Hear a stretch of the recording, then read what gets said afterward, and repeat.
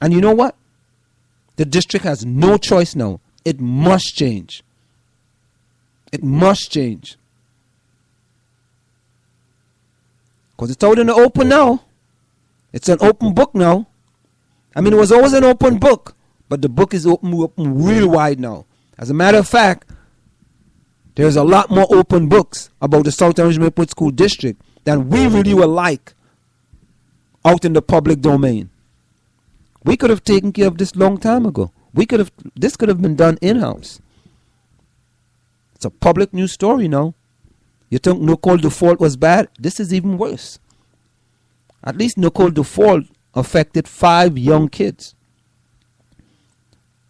There could be more, but she had an effect on 5 young kids. The South Orange Maplewood School District was affecting almost an entire population of kids. It's worse. It's worse than Nicole Default. Some people may say, you know what? If you had a choice, well, I'm not going to go there. I'm not going to go there. But this is worse. The complaint goes on. Eliminating tracking is necessary because South Orange Maplewood School District current practice has a disparate negative impact on students of color and therefore violates their rights under Title VI. Recent guidance from the Department of Education provides support for the claim that the exclusion of Black and Latino students from upper classes is violative of Title VI. When considering Title VI claims, OCR has definitely stated it will consider a school district decision to provide a particular resource to students, such as technology or a gifted and talented program, as evidence that the district believes resource is important, and OCR expect those resources to be equitably provided without regards to students' race, color, or national origin. For Black South Orange Maplewood High School students, the impact on tracking is that they are underrepresented in level 5 and 6. I've said it over and over. And advanced placement classes, and overrepresented in level 2 and 3 classes, lower academic levels. Now, I have said this over and over and over, that kids of color were underrepresented in level 5 and level 6. And level 6 is the highest academic level. And they were overrepresented in level 2 and level 3. This has created a school within a school at Columbia High School. Same thing. You walk into Columbia High School, you look into a room, you can tell what level that class is. While the school is composed of slightly less than 50% white students, over 70% of the lower level classes are filled by Black students, and 70% of the higher level classes are filled by white students. Students have described knowing the levels of the class by looking through the window. Oh my God, and noticing the racial composition of the class.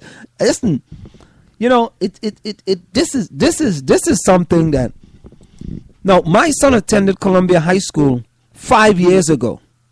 5 years ago. So it's 2014 now. That is 2009. We were told about, you can look into a classroom through the window and you will know what level the class is. And here is the same exact thing. So this was known. This information was known. This is not new. This has been known a long time ago. It's been public knowledge. You know, if you have insider trading, it's non-public information. Well, at Columbia High School, there wasn't any insider training or insider tracking, putting it bluntly. There was no insider tracking. Because the information was public. It was public information. It was out there in the domain. I knew it. And I over and over. And the same thing, the same exact thing the report is saying. Nothing different. Tracking is widely used across the country and in New Jersey. But it is controversial for precisely this reason. The low tracks are largely populated by and psychologically and academically damaging to minority students. As one study noted, curricular stratification in America's school has not realized its main goal, homogeneity in student ability at the classroom level. This typical model of tracking disadvantages low-income students and students of color who are disproportionately assigned to lower tracks classes. See, it is, you know, and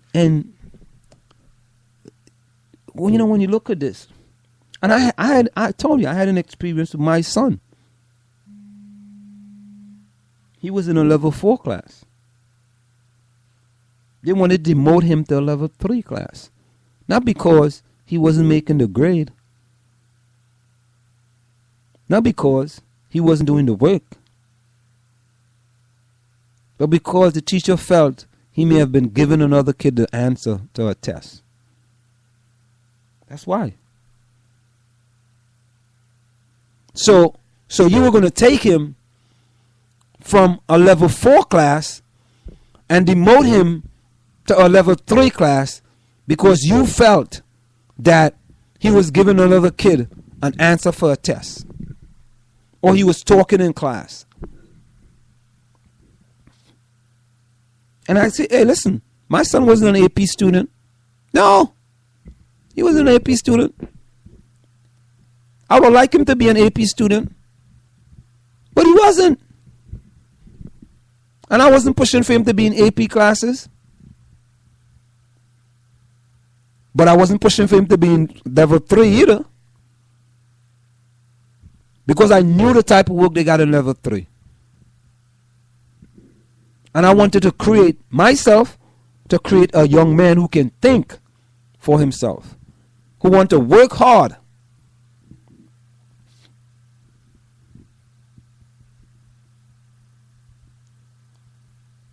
So the report goes on. The damage inflicted by ability tracking and the disproportionate placement of students of color into lower track classes outweighs any slight benefit achieved. Nationwide studies indicate that not only are students of color disproportionately placed in remedial or low education levels, but that such students rarely advance between levels. Oh my God. What? Look. Let me repeat that. I mean, did somebody have a discussion with me about this report? Somebody have to have a discussion with me. I got to call Walter Fields. Hey, Walter, did you discuss this with me? Let me repeat this. Nationwide studies indicate that not only are students of color disproportionately placed in remedial or low education levels, but that such students rarely advance between levels. And I've gone on record stating I need to see statistics for students going from level 2 to level 3, level 3 to level 4, and level 4 to any class above. And students coming in the opposite direction as well. Students going from 6 to 5, 5 to 4, 4 to 3, 2 to 1, whatever. Yeah, I need to see those.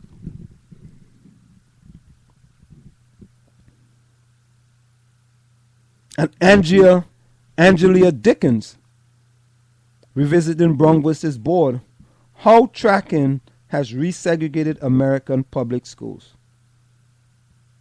That's the footnote. Because of the limited, road-oriented, basic skill curriculum that students receive in the lower level classes, students rarely move between levels and often struggle when they do. Similarly, students in South Orange Maplewood School District Middle School are taught different curricula at different rates and with different expectations. The district provides guidelines on advancing between levels, but even if students meet the testing and grade requirement, district data show that few remain in their higher levels. Thus, the effect of missing requisite building blocks in the lower level persists.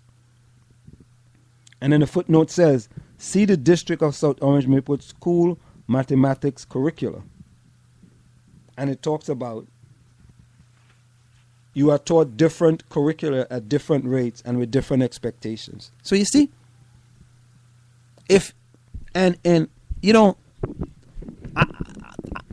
I used to say this. Now in Trinidad and Tobago, we had something called shifts. Now listen carefully. I went to a school that you had 2 shifts in the school. You had a shift from 8 to 12, and then you had another shift from 12:30 to 4:30 p.m. I went to that school for 3 years. Now think about it carefully. When the school week was finished, I went to school for 20 hours a week. But someone that was going to a regular school now, went to school from about 8 in the morning till about 3 in the evening. So they went to school for about 7 hours a day.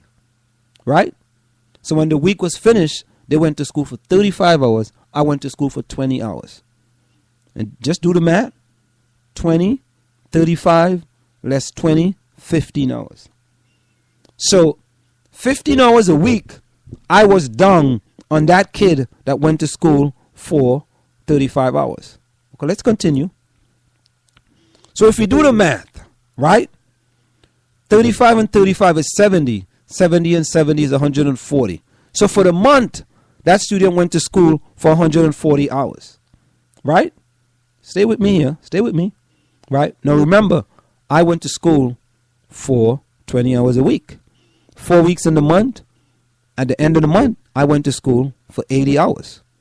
Right? So 80 as opposed to 140. Right? So that person went to school for 60 hours more than I did. Right? And if you just go on and add it up by the year is finished, I am way behind. Way behind. So think about it. When the month is finished, they went to school, right? A little more than, they went 2.5 hours. 48, 50, maybe 2.5 days, so to speak. Yes, 2.5 days. They went to school 2.5 days more than I did. Now, let's be honest. How am I supposed to be able to compete with that individual when they have more class time than I do? Let's take it to tracking. If you are teaching me at a lower level, at a slower rate, how am I going to be able to compete with those kids who are going at a faster rate? How do you expect me to compete? How do you expect me to do on the SAT? You will be basically preparing me to fail. You preparing me to fail. You preparing me to be a failure. That's what you, and that was your decision to put me in those tracks.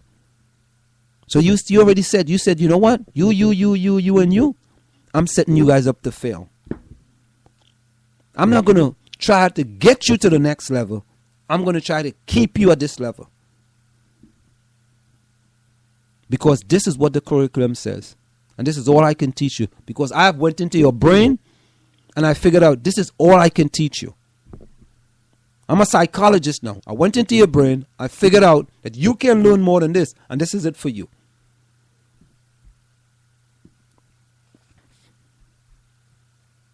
And this is part of the problem.